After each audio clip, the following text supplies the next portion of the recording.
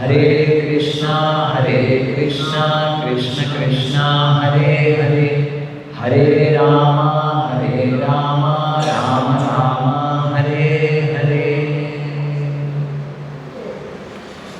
So here we are seeing the activities of Mother Sati. Here it is said, because of her excessive attachment to her family, here more specifically her parents, her father, her sisters and other relatives, she did not follow the instructions given by her husband, Lord Shiva, and she started proceeding towards her father's place. And how was she going? In the previous verses we saw, since because her husband did not give permission, she became very angry and she looked at him as if to blast him. And she started moving very swiftly out of fear that she may be curtailed to go, stopped from going. She started going all alone.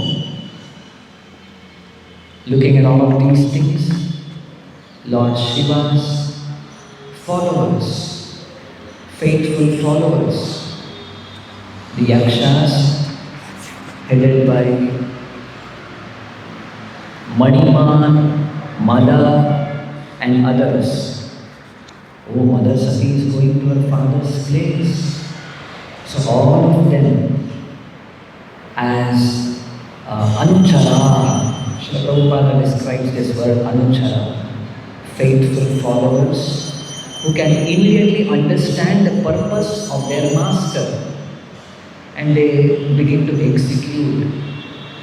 They could make out Lord Shiva was concerned towards his wife. She is going alone.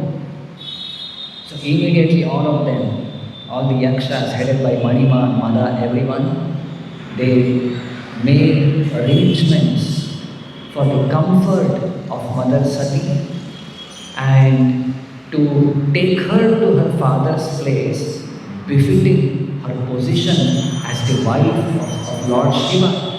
She is not an ordinary woman. So here we see what all arrangements they did to take Mother Sati towards her father's place.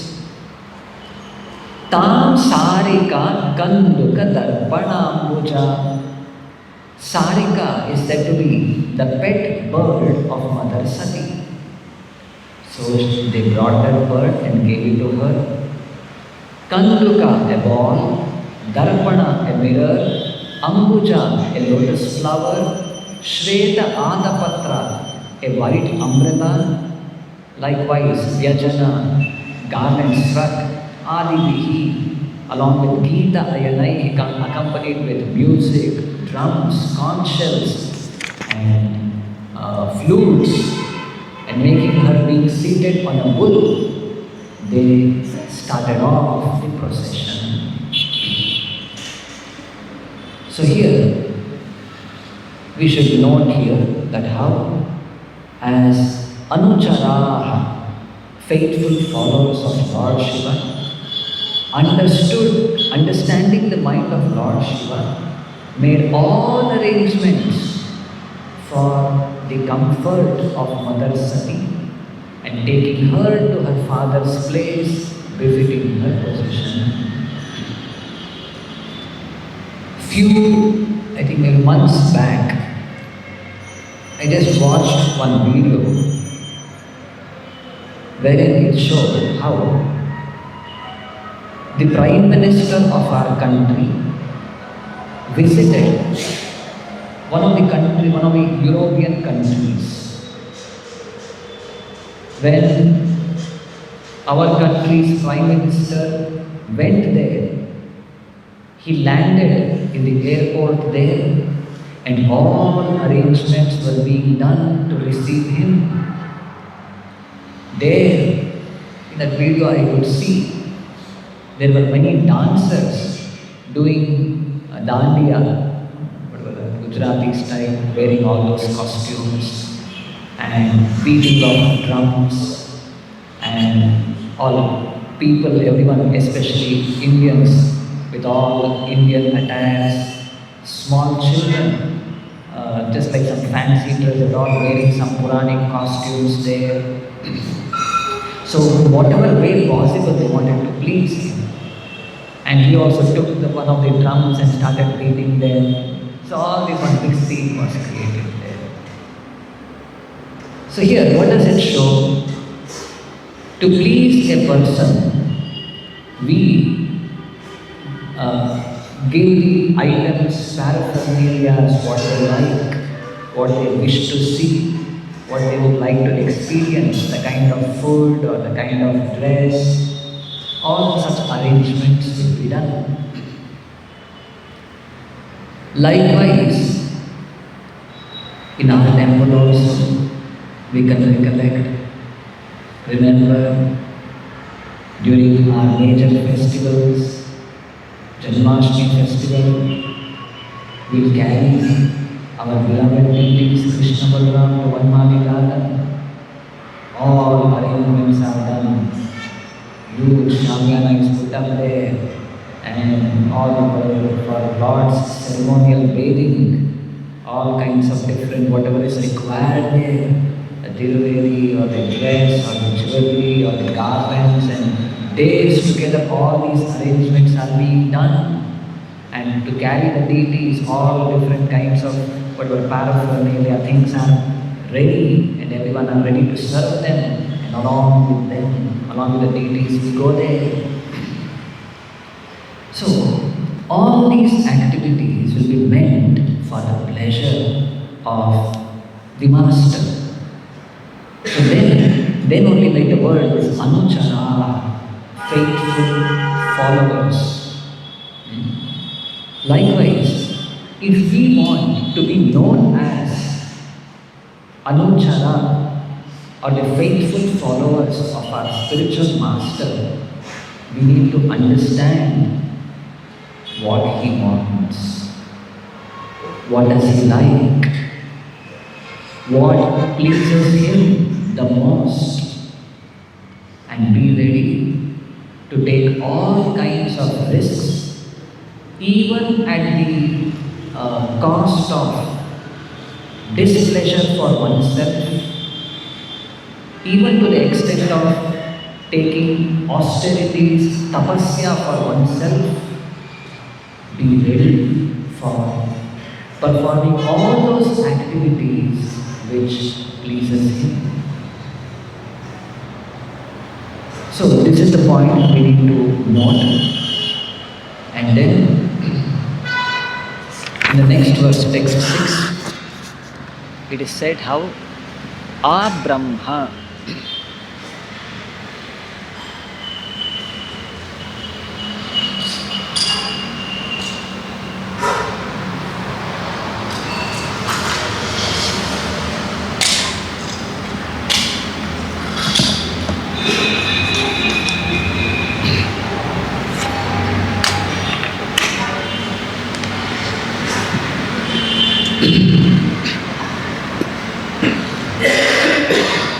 Brahma Ghoshorjita Yajna Vaishasam Brahma Ghosha Urjita. Meaning, okay, now with all this huge royal procession, Mother Sati reached her father's place. There it is nicely decorated, and what was she able to see? She directly went towards the place where the sacrifice was being performed. She could hear Brahma Ghosha, meaning the Vedic hymns or Vedic mantras being chanted. So we see here in the purport, Srila Prabhupada writes how a sacrifice means Brahmanas, learned sages, they all assemble at that place, While performing the yajna, offering oblations into the fire, they chant the Vedic mantras. And not just this, there will be a lot of discussions, arguments, debates based on, like say, to come to the conclusions of the Vedic understanding. So all of these things were going on at her father's place. This Brahma Ghosha was happening there. Yajna Vaishasam, and there were animals kept there for this sacrifice. So we'll try to understand about this animal sacrifice later. Viprarshijustam vibudaishcha sarvashaha mrit daru ayaha kanchana dharma charmabhir. There were pots made of mud, metal, gold, grass, skin, varieties of utensils were there. Nisrishta bhandam yajanam samavishat. All the paraphernalia required for the performance of yajna were arranged there.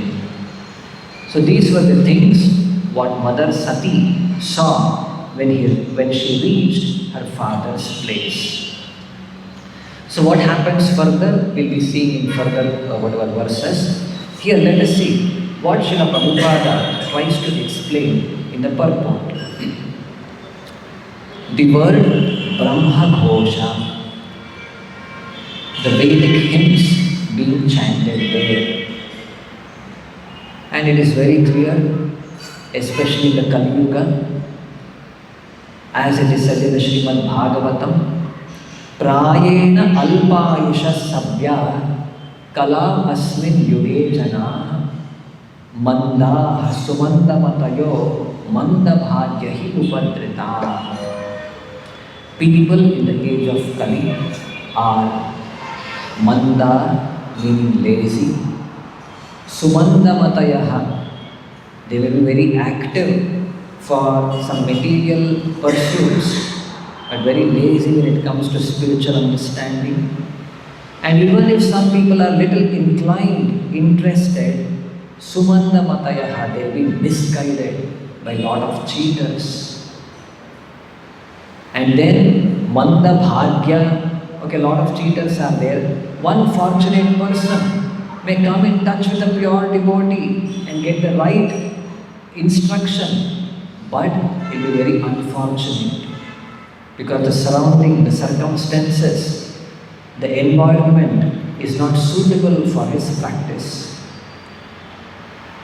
And finally, above all these things, upadrita, his mind will be always disturbed. So keeping all these things, it is almost impractical for the people of this age of Kali, especially the common people. First of all, qualified Brahmanas are difficult to find. Practically they are not there. And what does people, common people, were all disturbed with all of these things. So it is impractical, impossible to chant the Vedic mantras in the required meter, required ascent. So it is practically not possible. So then what are we supposed to do? Here Srila Prabhupada says,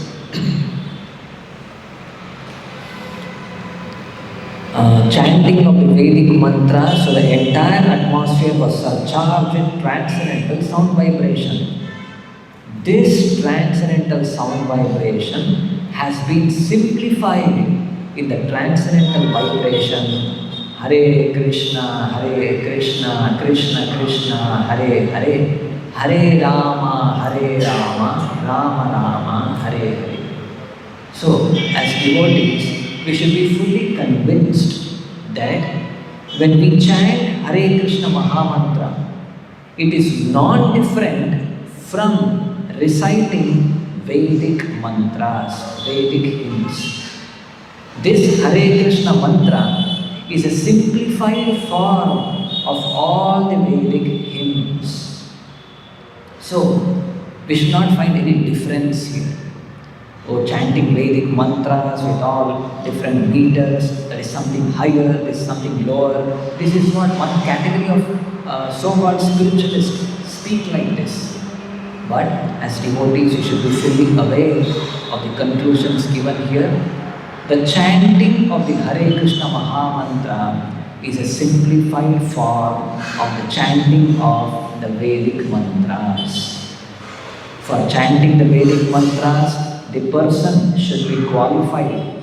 He should have all the Brahmanical qualities of Satya, Shama, Shaucha, and all the varieties of qualities mentioned in the Bhagavad Gita, the Bhagavatam. So if a person is not qualified, then his chanting will not be effective.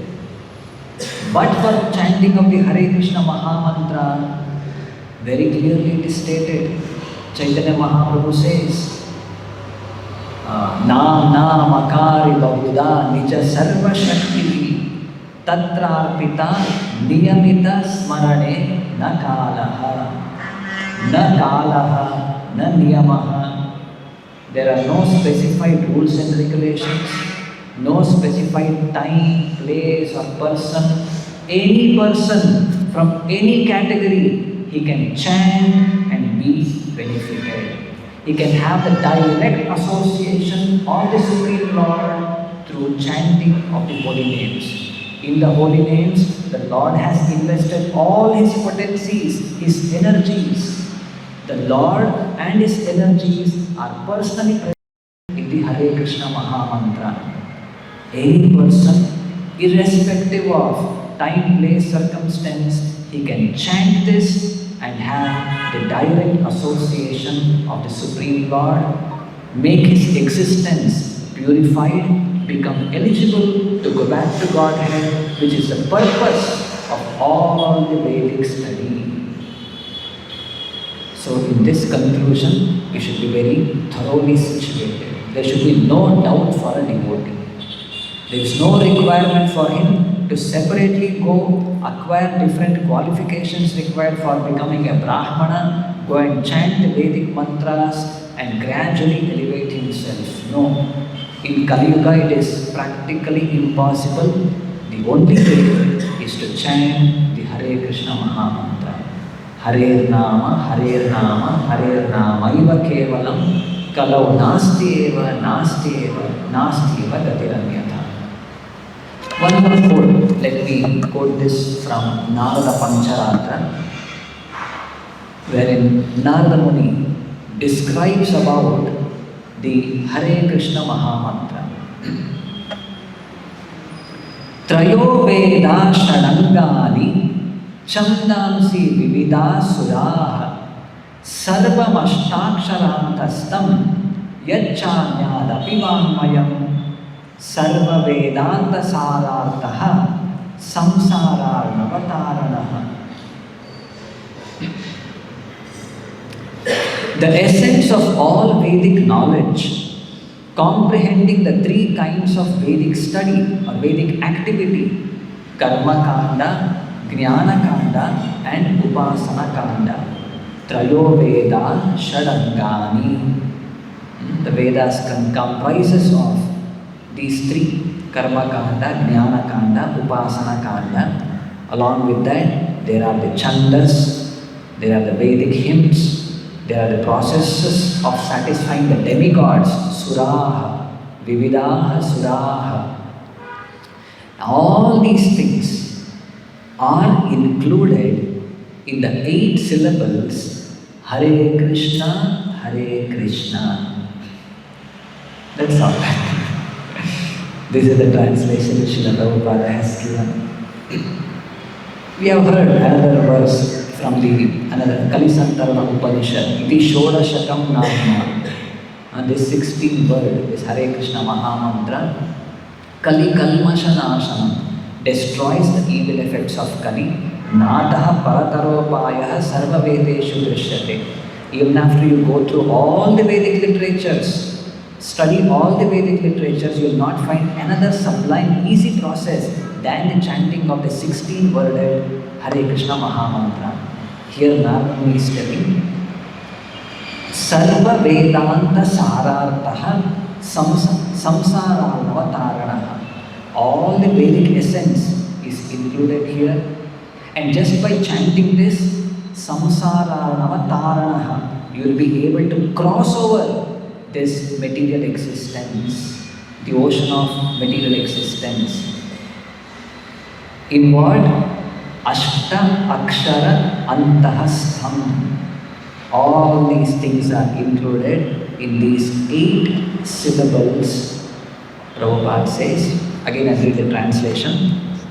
The essence of all Vedic knowledge, comprehending the 3 kinds of Vedic activity, Karma Kanda, Jnana Kanda and Upasana Kanda, the Chandas or Vedic hymns and the processes for satisfying the demigods is included in the 8 syllables Hare Krishna, Hare Krishna.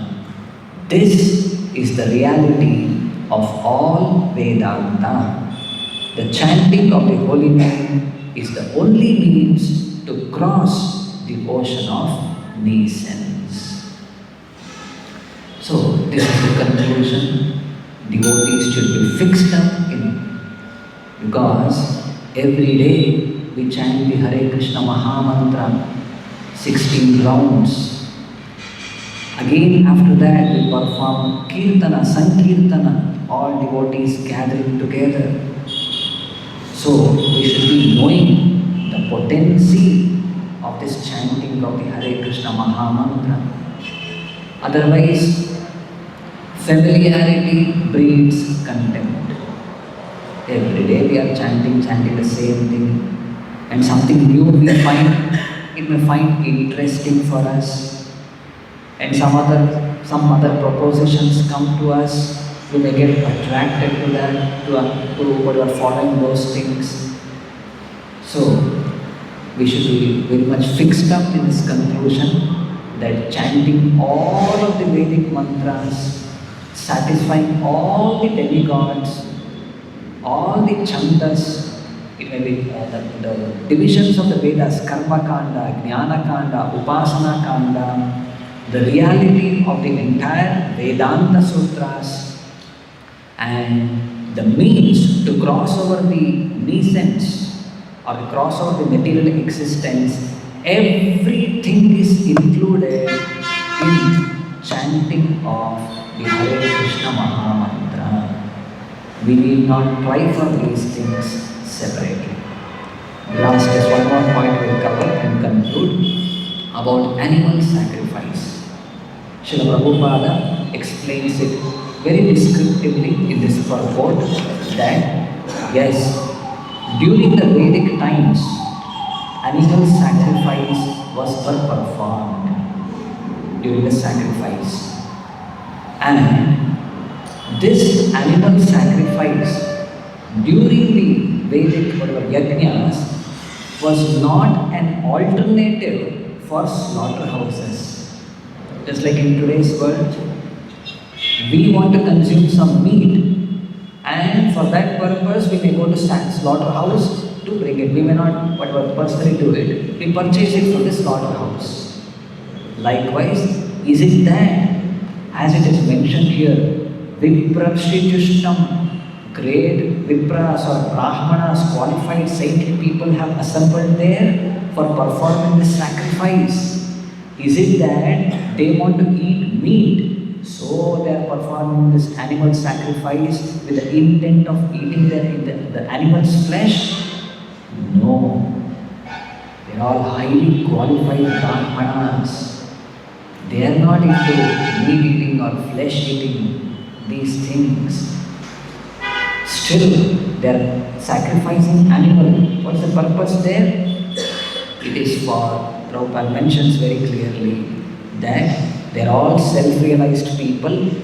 To test their realization, an old animal was offered in the fire and was being rejuvenated. And just like testing purpose, how we see in the modern day world, in the laboratories, science laboratories, some small animals are being used for testing some medicines or whatever, chemicals and all. It is allowed. because that is required for some higher purposes. Similarly, qualified Brahmanas, not ordinary people, qualified Brahmanas were allowed such animal sacrifices. The purpose was to test their realizations, to test their spiritual standing, to test their competency in chanting the Vedic mantras perfectly. So for this testing purpose, animal sacrifices were allowed. And it's not that animal will be killed altogether, no. The animal will be rejuvenated, meaning what? The animal with an old body will be offered in the sacrifice for it to get immediately fresh, youthful body.